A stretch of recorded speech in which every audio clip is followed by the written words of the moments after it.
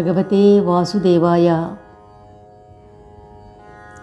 Mohanavani Telugu podcast శ్రోతలకు నమస్కారం. ఉపాధ్యాయుల సంక్షిప్త తెలుగు వచన శ్రీరామచరిత మానస నవాహ్నిక పారాయణము.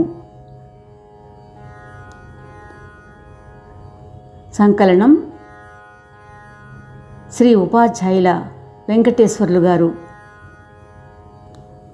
శ్రీ గురుభ్యో నమః. మహాగణాధిపతయే నమః. శ్రీ సీతారామాభ్యాం నమః. చరితం రఘునాథస్య శతకోటిప్రవిస్తరం ఏకైకమక్షరం పుంసాం మహాపాతకనాశనం. రామం రామానుజం సీతాం భరతం భరతానుజం సుగ్రీవం వాయుసూనుం చ ప్రణమామి పునః పునః. హనుమంతుడు లంకలో ప్రవేశించాడు. లంకానగర సౌందర్యం చూశాడు, ముగ్ధుడయ్యాడు. రావణ భవనములో సీతాదేవి జాడలేదు. విభీషణుని గృహంలో తులసివనం చూసి నమస్కరిస్తాడు. విభీషణునితోటి స్నేహం చేసుకుంటాడు. శ్రీరామగాథ వివరిస్తాడు. విభీషణుడి సూచనపై అశోకవన ప్రవేశం చేస్తాడు. సీతాదేవి ఉన్న చోట ఒక వృక్షంపై చిన్న శరీరంతో కూర్చొని ఉంటాడు. రాక్షస స్త్రీల మధ్య సీతాదేవిని చూస్తాడు. ఆమె దురవస్థకు, ఆమె పతిభక్తికి పరవశుడైపోతాడు భక్తితో. తరువాత రావణాసురుడు వచ్చి ఆమె పట్ల కఠినంగా మాట్లాడడం, 4 రోజులు మాత్రమే గడువు ఇవ్వడం, ఆ సమయం లోపల ఆమె తనను వైదించకపోతే ఆమె తన ప్రాణాలకు నీళ్లు వదులుకోవాల్సి వస్తుందని బెదిరించడం, మండోదరి ప్రబోధాలతో రావణుడు వెనుతిరగడం చూశాడు హనుమంతుడు. త్రిజటి స్వప్నవృత్తాంతం, సీతాదేవి పరితాపం హనుమంతుడు వింటాడు. కాపలాగా ఉన్న రాక్షస స్త్రీలు నిద్రలోకి జారుకోగానే హనుమంతుడు సీతాదేవితో సంభాషిస్తాడు. శ్రీరాముని అంగుళీకము ఆమెకు సమర్పిస్తాడు. సీతాదేవికి తాను రామదూతగా నమ్మకం కుదుర్చుకునేలా చేస్తాడు. ఆమె అనుమతితోటి అశోకవనంలోని ఫలములను కడుపారా ఆరగిస్తాడు. వనమును ధ్వంసం చేయడం మొదలు పెడతాడు. రావణాసురుడిని ఆజ్ఞచే పంపబడిన 1000 రాక్షస సైన్యంతో పాటు రావణాసురుని కుమారుడు అక్షయ కుమారుని కూడా హతమారుస్తాడు. మేఘనాథుడు ప్రయోగించిన బ్రహ్మాస్త్రములకు గౌరవంగా కట్టుబడిపోతాడు మన హనుమంతుడు. ఇంతవరకు నిన్న మనం విన్న కథ సంక్షిప్తంగా జ్ఞాపకం చేసుకున్నాం. ఇక ఈరోజు వానరుడు బంధించబడినాడని విని వినోదం చూచుటకు రాక్షసులందరూ రాజ్యసభ మందిరమునకు పరుగు పరుగున వచ్చారు. హనుమంతుడు రావణుని దర్బారును, అతని అమిత వైభవమును చూసి కూడా రవ్వంతు కూడా భయపడలేదు. కానీ రావణుడు హనుమంతుడు చూసి అనేక దుర్భాషలాడి వికటాట్టహాసం చేసి మరలా పుత్రవత జ్ఞప్తికి వచ్చి హనుమంతునితో, ఓరి వానరమా, నీవు అత్యంత నిర్భీకుడుగా కనిపిస్తూ ఉన్నావు. నీకు ప్రాణములపై ఆశ లేదా అన్నాడు. అప్పుడు హనుమంతుడు చెప్పాడు, ఓ రావణ విను, ఎవరి పత్రిని నీవు దొంగతనముగా అపహరించి తీసుకుని వచ్చావో ఆ శ్రీరాముని దూతను నేను. ఓ దశగ్రీవా, నాకు నీ ప్రతాపము గురించి బాగా తెలియను. నీకు సహస్రబాహువుతో యుద్ధం జరుగుటా తెలియను. వాలితో తలపడి ఎంత కీర్తి పొందావో అది తెలియను. ఇది విని వినట్లు ఉన్న రావణునితో మరలా హనుమంతుడు ఇలా అన్నాడు, ఓ రాక్షసరాజా, నాకు బాగా ఆకలి వేసినది, పళ్ళు తిన్నాను. కోతి స్వభావం కనుక కొమ్మలు విరిచి ధ్వంసం చేశాను చెట్లను. దుష్టరాక్షసులు నన్ను హింసించగా నేను వాళ్లను దండించాను. తరువాత నీ కుమారుడు నన్ను బంధించి తెచ్చాడు. ఈ విధంగా బంధించబడ్డారని నాకేమీ లజ్జలేదు. నా ప్రభువు కార్యక్రమము నెరవేర్చుటే నా ముఖ్య ఉద్దేశము. రావణ, నేను చేతులు జోడించి నిన్ను ప్రార్థిస్తూ ఉన్నాను. దురభిమానము వీడి నా మాట విను. నీ ఉత్తమ వంశము స్మరించి భ్రమచెందక భక్త భయాపహారి భగవానుని భజించు. శ్రీరామచరణములను హృదయములో నిలుపుకొని శాశ్వతముగా లంకలో నిష్కటంక రాజ్యపాలన చెయ్యి. ఓ రావణ, నేను శపథం చేసి చెప్తున్నాను విను. రామ విరోధిని రక్షించగలవారు ఎవ్వరూ లేరు. శ్రీరామద్రోహిని కాపాడలేరు. నీ దురభిమానం విడిచిపెట్టి కృపాసాగరుడైన రఘుకులస్వామి శ్రీరామచంద్ర భగవానుని శరణు వేడి భజించు. హనుమంతుని మాటలకు క్రుద్ధుడైన రావణుడు భటులతో వెంటనే, ఈ మూర్ఖుని ప్రాణములు తీయక ఇంకా ఏం చూస్తున్నారు అన్నాడు. వారు హనుమంతుని చంపుటకు ఉద్యుక్తులయ్యారు. ఇంతలో మంత్రి సైతముగా విభీషణుడు సభలోకి వచ్చి రావణునకు నమస్కరించాడు. వినయముగా ఇలా అన్నాడు, ప్రభు, దూతను ఎప్పుడూ చంపరాదు, అది నీతి విరుద్ధము, కనుక అతనికి వేరే ఏదైనా శిక్ష విధించండి అనగానే రావణుడు పకపక నవ్వుచూ, ఈ కోతికి అంగభంగము చేసి పంపించండి. కోతికి తోక అన్న ప్రీతి కనుక తోకకు నూనెగుడ్డలు చుట్టి నిప్పు అంటించండి. ఈ కోతి తన స్వామి వద్దకు వెళ్ళి తన స్వామిని ఇక్కడికి తీసుకుని వస్తుంది. అప్పుడు వాడి సామర్థ్యం ఏమిటో చూచెదము అని అనగానే ఆనందంతో హనుమంతుని తోకకు నిప్పంటించారు ఆ రాక్షసమూక. హనుమంతుడు వినోదంగా తన తోకను పెంచసాగాడు. వారు హనుమంతుని ఊరంతా ఊరేగించి నిప్పంటించి భగభగా మంటలు లేస్తుంటే వాళ్ళు ఆనందంగా గంతులేస్తున్నారు. ఆంజనేయుడు సూక్ష్మరూపి అయి బంధముల నుండి బయటపడి లంకలోని బంగారు భవంతులను ఎక్కి కూర్చున్నాడు. ఒక్క విభీషణుని గృహం తప్ప మిగిలిన నగరమంతా క్షణకాలంలో మారుతి భస్మీపటలం చేశాడు. శివుడు చెప్తున్నాడు, పార్వతి, అగ్నిని సృష్టించిన ప్రభుదాసుడే కదా హనుమంతుడు. అందుచేత అగ్ని ఆయనను దహించలేదు సరికదా, కొంచెం వేడి కూడా తగులనీయలేదు. తరువాత ఆంజనేయుడు సముద్ర తీరం చేరి పంటలను ఆర్పుకున్నాడు. సూక్ష్మరూపి జానకీదేవి వద్దకు వచ్చాడు. చేతులు జోడించి నిలిచాడు. మాత, రాఘవుడు ఇచ్చినట్లుగానే మీరు రాఘవునకు ఆనవాలుగా ఏదైనా వస్తువుని ఇప్పించండి అనగా సీతామాత తన చూడామణిని తీసి ఇచ్చింది హనుమంతునకు. మహాహర్షంతో హనుమంతుడు దానిని స్వీకరించాడు.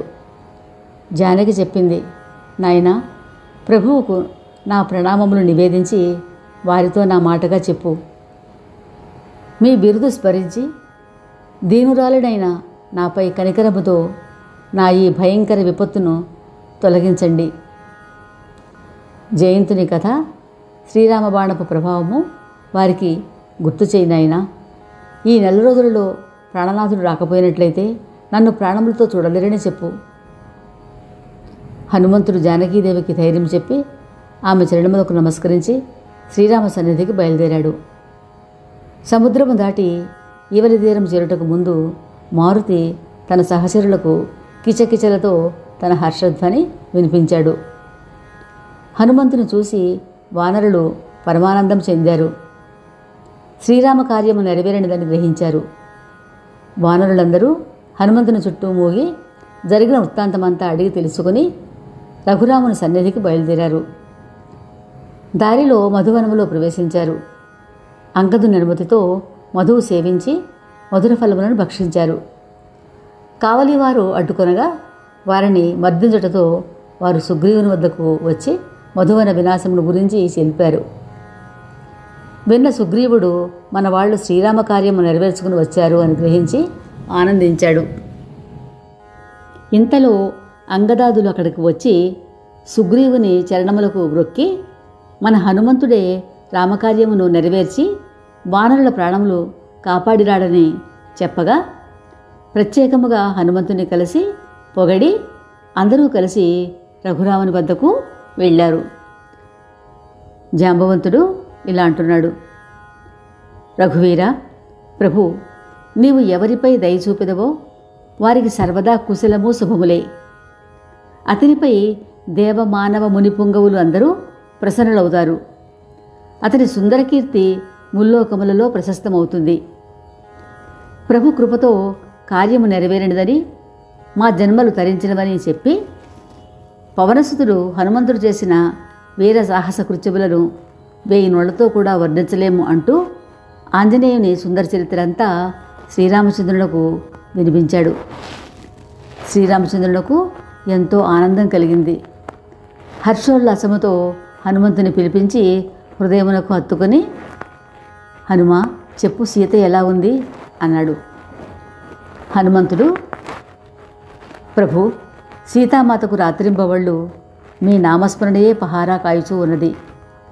నేను బయలుదేరినప్పుడు మాత నాకీ చూడామణినిచ్చింది అని రామునికి ఇవ్వగా ఆ చూడామణిని శ్రీరాముడు హృదయమునకు అద్దుకున్నాడు.